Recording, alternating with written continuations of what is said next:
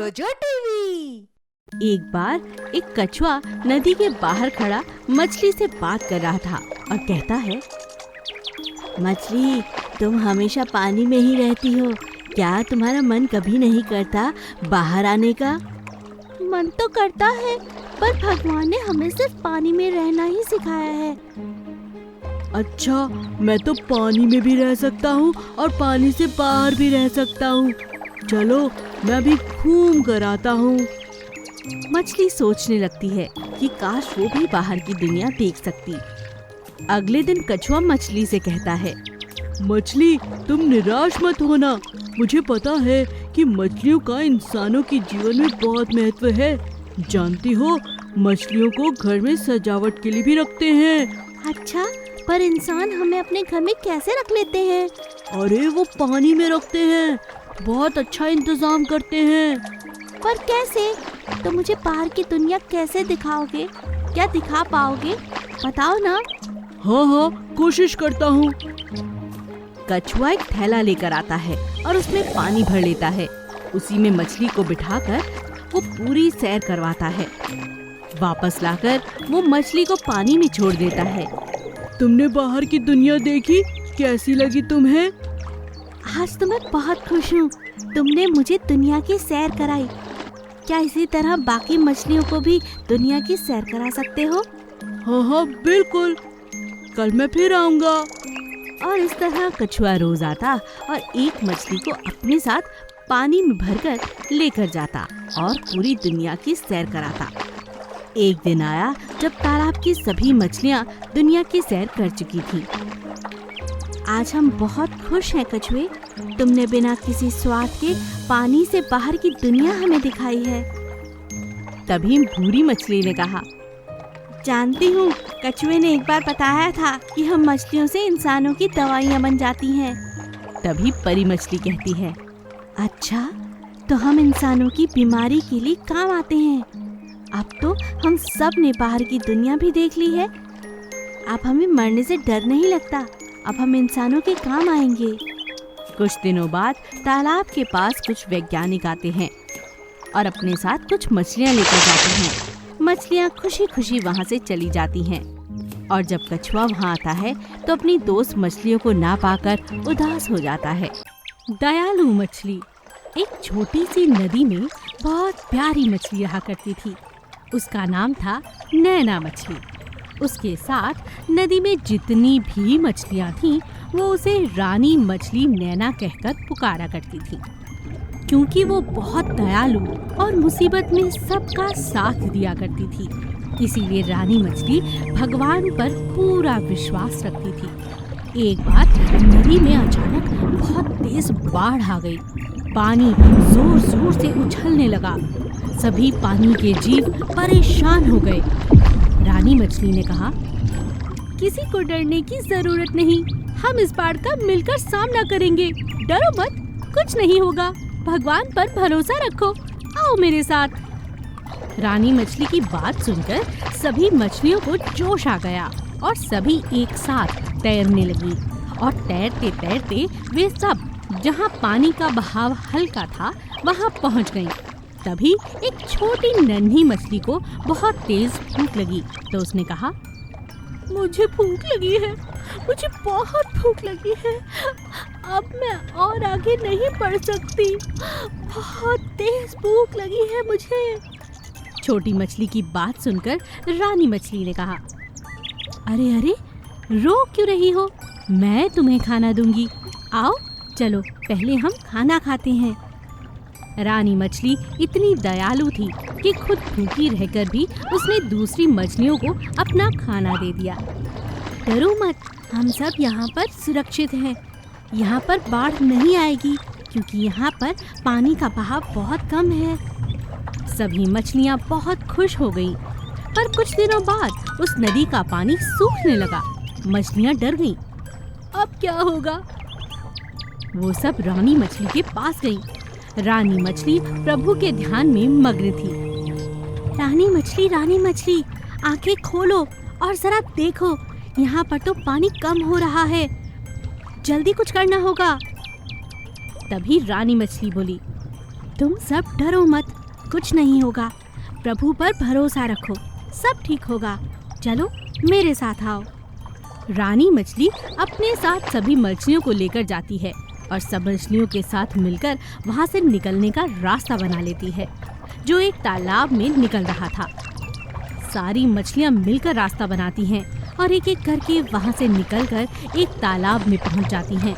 सारी मछलियाँ बहुत खुश होती हैं और सब मिलकर रानी मछली का धन्यवाद करती हैं। चमत्कारी ऊंटनी और अकाल। एक समय की बात है, एक रेगिस्तान के टीले के बीचों बीच सदफ नाम का एक शहर बसा हुआ था।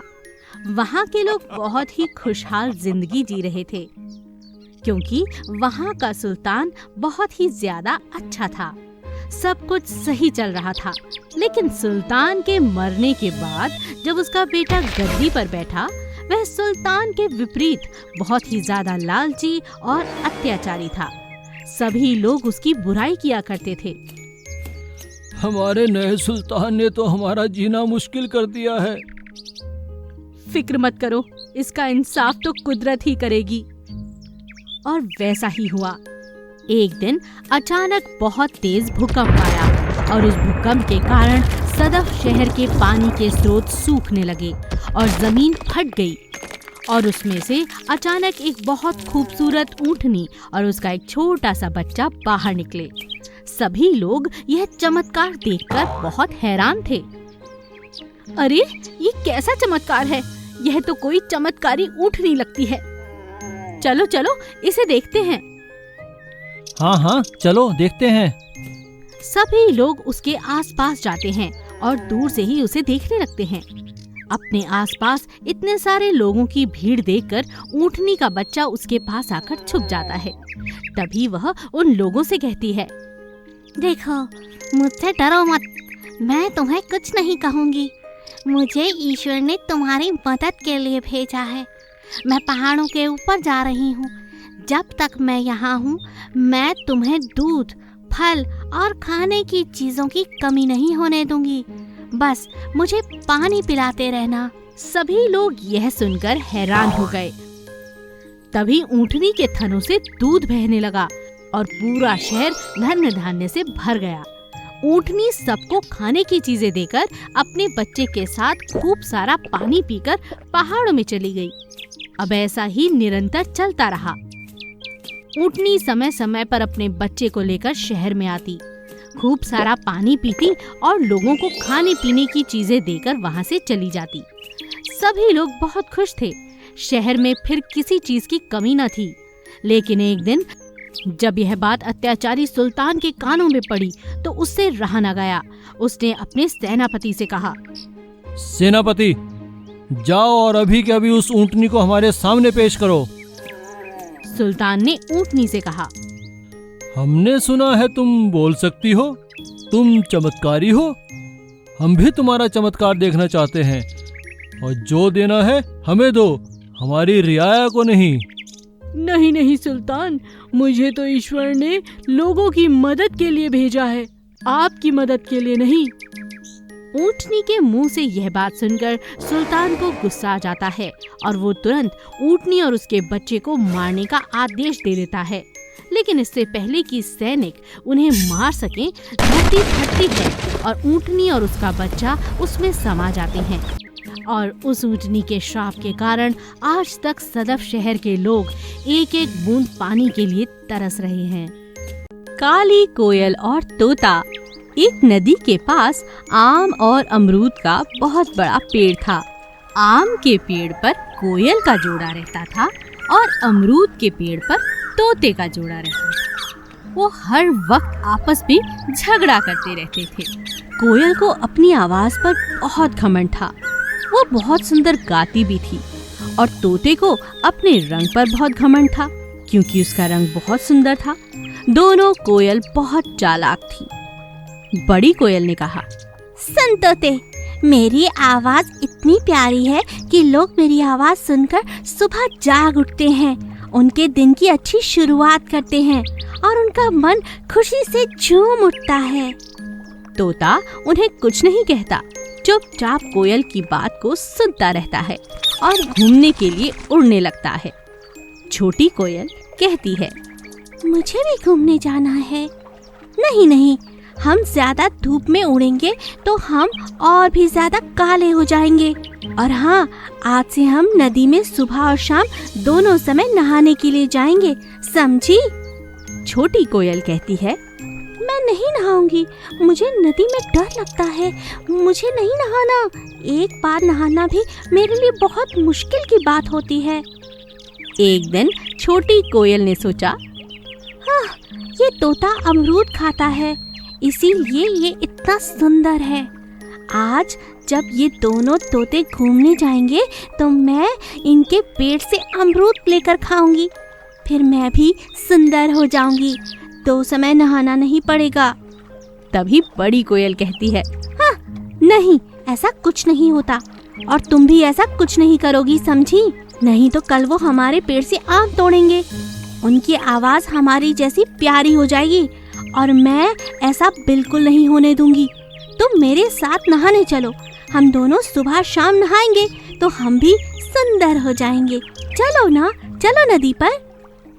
छोटी कोयल कहती है, नहीं नहीं नहीं, मुझे नहीं नहाना, मैं तंग आ चुकी हूँ रोज 2-2 समय नहाकर। हाँ, जरा सा भी रंग नहीं बदला। बड़ी कोयल छोटी कोयल को जबरदस्ती नदी पर ले जाती है। जब वो दोनों नहा रही होती हैं, अचानक से नदी में एक जंगली मछली आ जाती है और छोटी कोयल को दबोच लेती है। बड़ी कोयल रोने लगती है और अकेली रह जाती है।